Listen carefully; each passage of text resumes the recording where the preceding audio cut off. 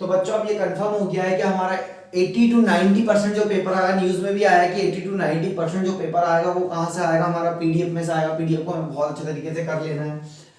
तो इसमें पहला क्वेश्चन हमारा हम पढ़ रहे हैं यूनिट 4 को केमिकल काइनेटिक्स में। इसमें 3-3 नंबर के क्वेश्चंस आएंगे। Fill in the blanks and one words देके रखें।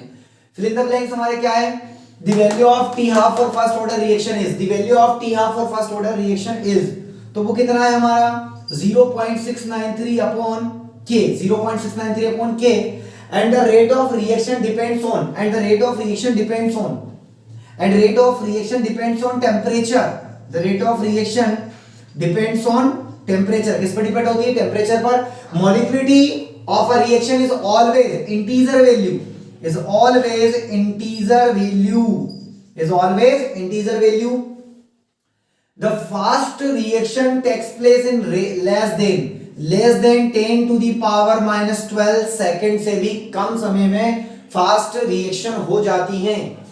Right an example for zero order reaction, zero order reaction का एग्जांपल बताओ। तो हमें बताना है H2 plus Cl2 2HCl। Who proposed the law of mass action? तो वो प्रपोज किया था गुल्डबर्ग और बॉगे, गुल्डबर्ग और बॉगे ने। किसने किया था, गुल्डबर्ग और बॉगे ने। गुल्डबर्ग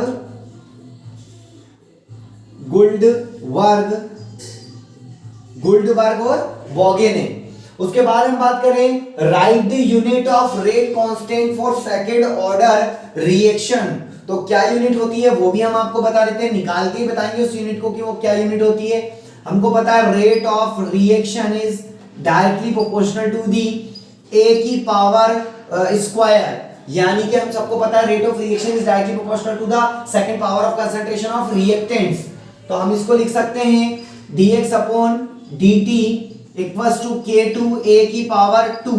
हम सबको पता है कि इसको क्या लिखेंगे, मोल पर लीटर, इसको क्या लिखेंगे सेकंड, और ये क्या हो जाएगी हमारी k2 और मोल पर लीटर का स्क्वायर, इससे ये कैंसिल हो जाएगा। लीटर ऊपर पहुंच जाएगा, मोल कहां जाएगा नीचे, और मोल ऊपर, लीटर ऊपर पहुंच जाएगा, मोल कहां जाएगा नीचे। और हमारा टाइम भी क्या है, सेकंड की जगह हम क्या लिख सकते थे, टाइम लिख सकते थे।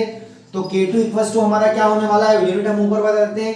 तो k2 इक्वल्स टू हमारी यूनिट, जो अभी यूनिट वापस बताएंगे हम, तो यूनिट क्या हो जाएगी, mole inverse litre time inverse. ये हो गई हमारी सेकंड ऑर्डर की क्या हो गई यूनिट, ये हमारी सबकी यूनिट हो गई है। सारे ऑब्जेक्टिव होगा, एक बार स्क्रीनशॉट ले लेना इन सबका। अब हम आगे पढ़ते हैं।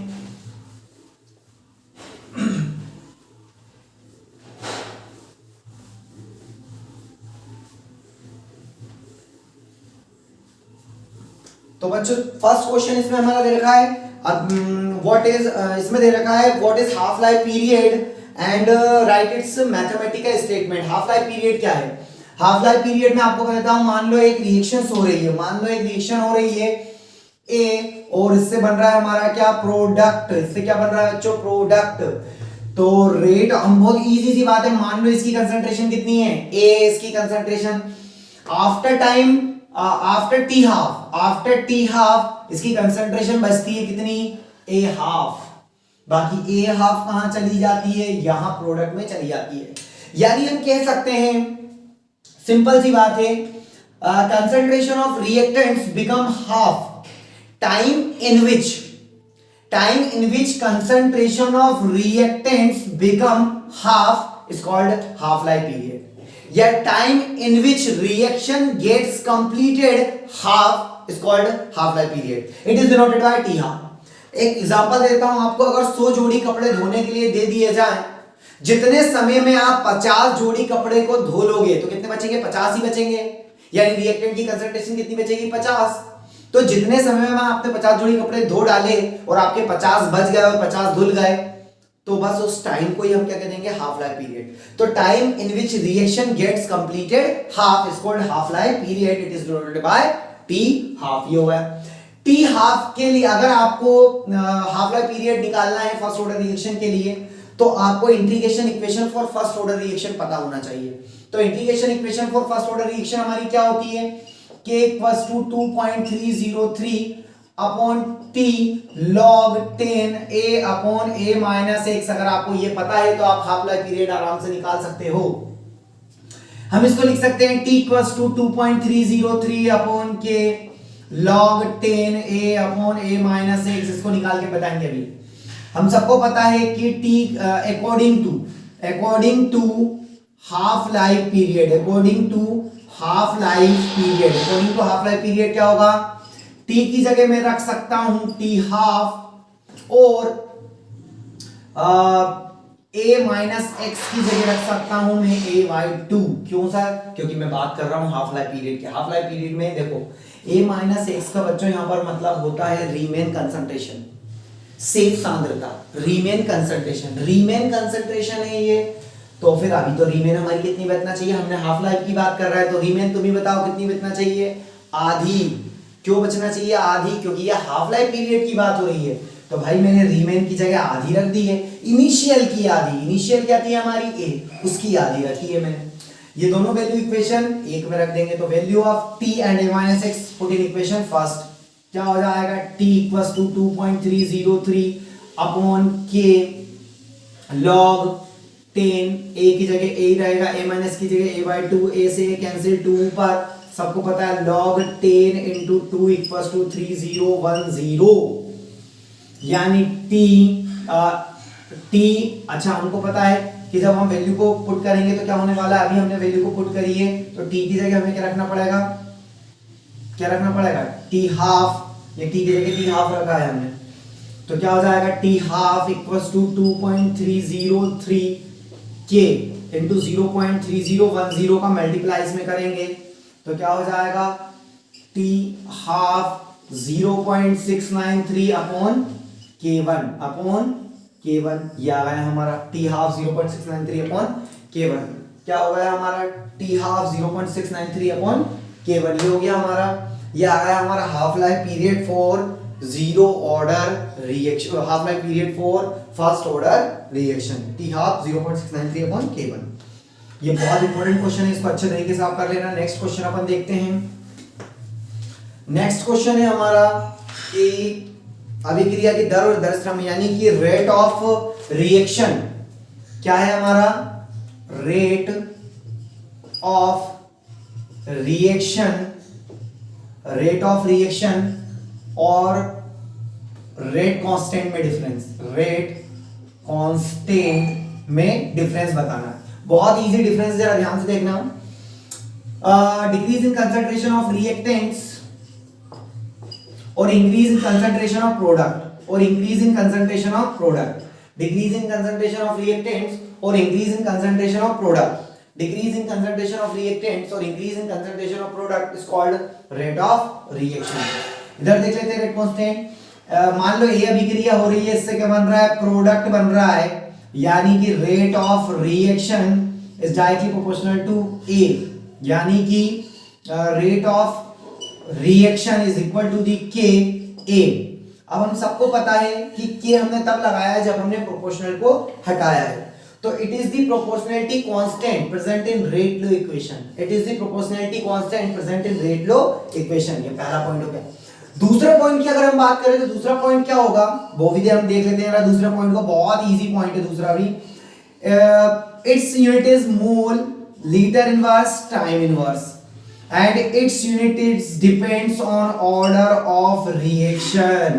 Its unit is depends on order of reaction. It depends on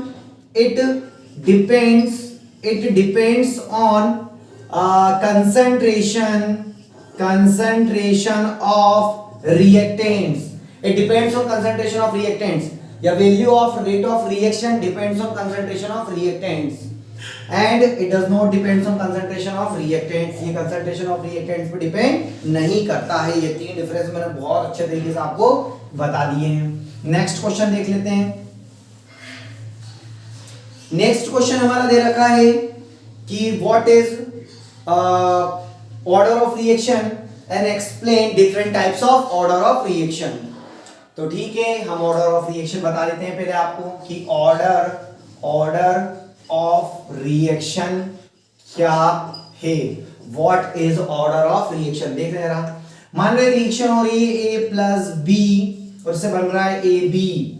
मान लो यहां पर रेट ऑफ रिएक्शन होगी डायरेक्टली प्रोपोर्शनल टू के, डायरेक्टली प्रोपोर्शनल ए की पावर एम है और यहाँ पे बी की पावर क्या है हमारी एन है। हम बराबर करके क्या लगा सकते हैं, के भी लगा सकते हैं। ये रेट इक्वेशन हो गई इस रिएक्शन के लिए, ठीक है। तो मॉलिक्यूलर जो ऑर्डर ऑफ रिएक्शन होगा वो क्या होगा, order of reaction is equal to the m plus n। मतलब पहले m और n है क्या वो बता देते हैं। ब्रैकेट का मतलब होता है कंसंट्रेशन, a और b का मतलब यहां पे याद रख लो रिएक्टेंट की कंसंट्रेशन, रिएक्टेंट की कंसंट्रेशन की पावर m और n। तो याद रखना order of reaction is equal to the sum of, order of reaction is equal to the sum of power of concentration of reactants, power of concentration of reactants। order of reaction is equal to the sum of power of concentration of reactants। ये हो गई हमारी order of reaction। explain different types of order of reaction, इसमें मैं last वाला छठा question भी इसी में कराऊंगा, 6th क्वेश्चन भी इसी में आ जाएगा, इसमें यूनिट भी बता देंगे हम आपको, ठीक है। तो explain different types of order of reaction, सबसे पहले मैं आपको यूनिट वाला यानी छठा क्वेश्चन भी इसी में करा दूंगा।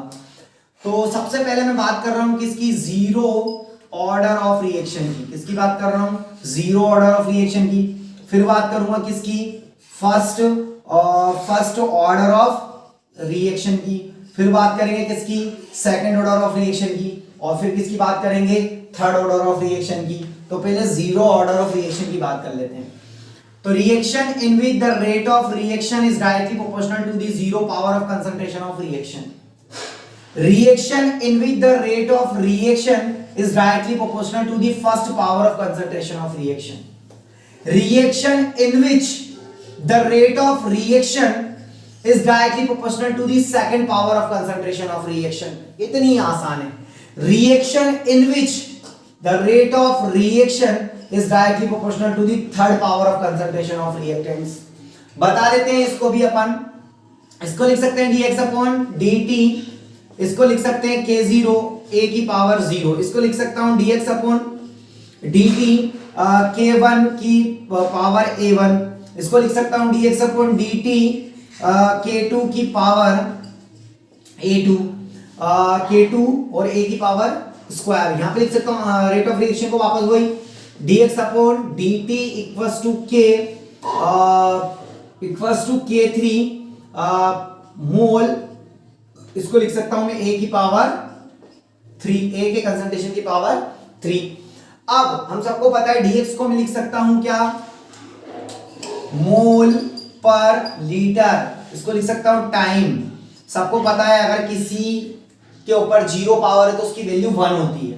तो हो जाएगा हमारा k0 बराबर mole inverse litre, sorry mole litre inverse और टाइम इनवर्स। बच्चों एक बात आपको बहुत अच्छे तरीके से बता देता हूं कि जो जीरो ऑर्डर रिएक्शन रहती है उसकी यूनिट और रेट ऑफ रिएक्शन की यूनिट सेम होती है। अब हम बात कर रहे हैं, इसको वापस क्या लिख सकता हूं मैं, मोल पर लीटर, इसको लिख सकता हूं टाइम k1, इसको भी क्या लिख सकता हूं, मोल पर लीटर। मोल पर लीटर से मोल पर लीटर कैंसिल हो जाएगा। Now k1 equals to time inverse.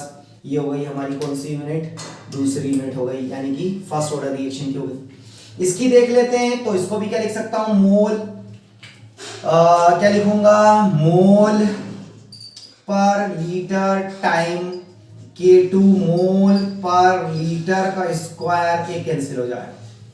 तो k2 इक्वल्स टू हो जाएगा, लीटर ऊपर पहुंच जाएगा, मोल कहां जाएगा नीचे, टाइम भी कहां जाएगा नीचे, यानी मोल -1 लीटर और टाइम इनवर्स।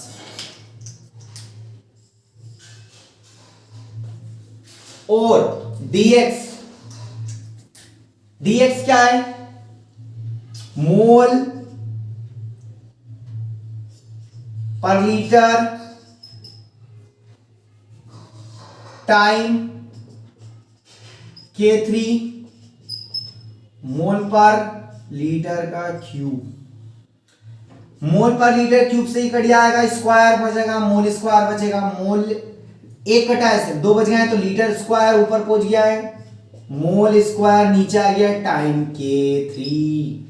K3 यानी कि हमारा जाएगा मोल -2 लीटर स्क्वायर टाइम इनवर्स।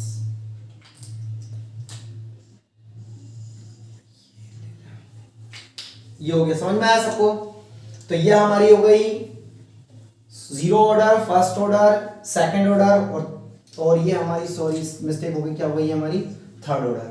ये हमने सारी यूनिट करवा दी है, छठा क्वेश्चन भी हमारा यहीं पे क्लियर हो गया है, ठीक है, और डेफिनेशन भी बता दी है। अब हमारा आ गया है कि मॉलिक्यूलरिटी क्या है और मॉलिक्यूलरिटी और ऑर्डर ऑफ रिएक्शन में हमको क्या देना है, डिफरेंस देना है। मॉलिक्यूलरिटी क्या है और मॉलिक्यूलरिटी और ऑर्डर ऑफ रिएक्शन में क्या देना है हमको, डिफरेंस देना है। इसका स्क्रीनशॉट ले लेना, जब मैं हटा दे इसका स्क्रीनशॉट ले लेना और देखकर इसे कर लेना, ठीक है। अब हम बता रहे हैं मॉलिक्यूलरिटी क्या है, डेफिनेशन और डिफरेंस दोनों बताना है। तो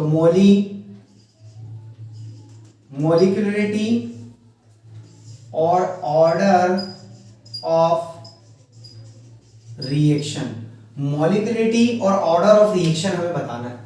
तो मॉलिक्यूलरिटी क्या है पहले तो बताता हूं। Molecularity it is the number of molecule which collide together in elementary reaction, यानी नंबर ऑफ मॉलिक्यूल जो एक साथ टकराए एलिमेंट्री रिएक्शन में। फॉर एग्जांपल जब एक्सीडेंट होता है, अगर दो लोगों के बीच में एक्सीडेंट हो रहा है और एक तीसरा बाद में आके घुस जाता है तो उससे फर्क नहीं पड़ेगा। जो दो पहले आपस में टकराए एलिमेंट्री रिएक्शन में उनको मानेंगे ऑर्डर ऑफ रिएक्शन। तो ऑर्डर ऑफ रिएक्शन क्या हो गई, दो, बाद में कोई तीसरा आ गया उससे कोई लेना देना नहीं है। तो it is the number of molecule which colloid together in elementary reaction is called molecularity। ये तो हो गई हमारी molecularity की डेफिनेशन। molecularity और order of reaction में हमें डिफरेंस बताना है, बहुत सिंपल डिफरेंस है। तो it is always equal to the number of molecules, it is always equal to the number of molecules। ये always molecule के इक्वल होती है, molecule के नंबर के इक्वल होती है। तो it is always number of molecule of reactant।